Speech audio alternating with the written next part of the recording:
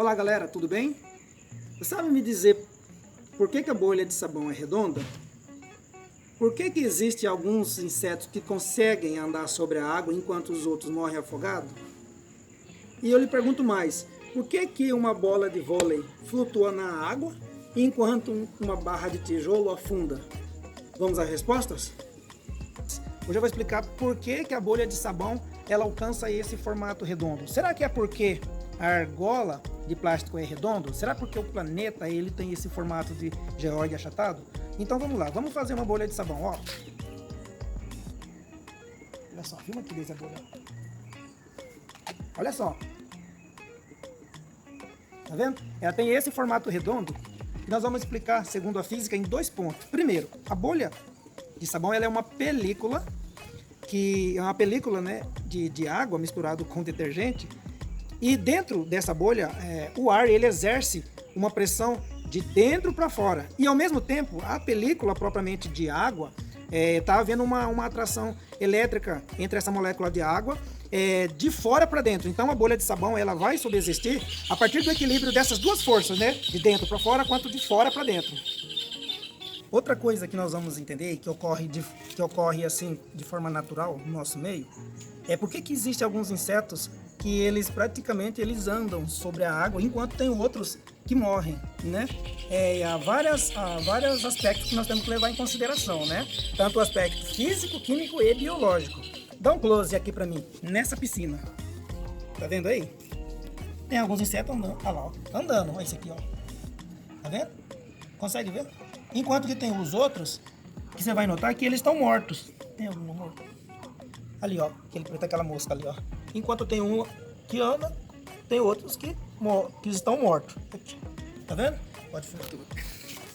Primeiro de tudo, a água H2O, ela se comporta de forma a formar um globo, um círculo, né? Ela atinge um equilíbrio de menor contato entre o seu centro, o seu núcleo e a superfície. Por isso que também a gota de chuva atinge esse formato redondo. Em relação aos insetos, por exemplo, as aranhas d'água, elas conseguem andar sobre a água pelo seguinte: primeiro, eles possuem massa quase desprezível, certo?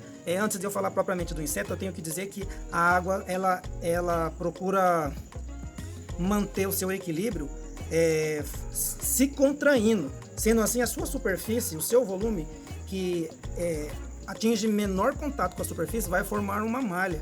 Mas nessa malha, nessa superfície dela, existe uma tensão que nós conhecemos como tensão superficial, que é a partir dessa tensão superficial da água, alguns insetos são adaptados a andar sobre ela, né? Pelo seguinte, eles têm o pelo na ponta da pata.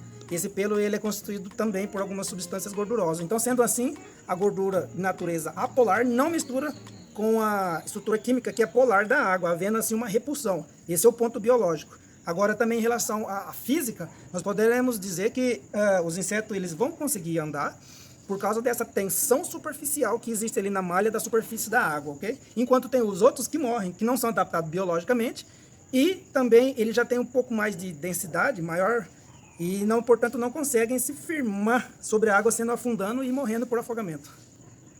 E por último, vamos falar sobre densidade. Bom, o que é densidade, né? Segundo a física, a densidade é a massa por unidade sobre um volume, certo? Então, isso explica por que aqui nós temos água, certo? E agora nós temos uma bola de vôlei. E eu vou jogar ela na água. Todo mundo sabe que ela vai flutuar, olha lá. Tá vendo? Aquela bola, pode filmar ela um pouquinho mais. Aquela bola, ela é cheia de ar. E o ar, ele é menos denso do que a água. Isso explica por que, então, que ela flutua, certo? E segundo a física também, né, sendo ela de menor densidade, então ela é puxada para cima. Agora, a barra de tijolo, olha só o que vai acontecer. Tá vendo? Ela afunda e não volta. Ela afunda exatamente porque ela tem maior densidade do que a água. Vamos dizer assim, né? Que ela é mais pesada do que a água. Por isso que ela afundou e tem que permanecer no fundo da água e não sobre a superfície. E por fim, nós vamos falar sobre o princípio de Arquimedes, que ele fala sobre o impulso. Então, segundo o princípio do Arquimedes, nós já temos essa bola que tem densidade menor do que o fluido, no caso, a água. Se eu afundar essa bola, sobre o fluido, claro, meu braço está exercendo uma pressão, mas o que vai acontecer? Ela vai voltar, certo? Então, segundo o princípio de Arquimedes, o impulso, ele é essa força exercida pelo fluido sobre o corpo, que é igual ao peso do volume do corpo que deslocou o fluido, ok? Isso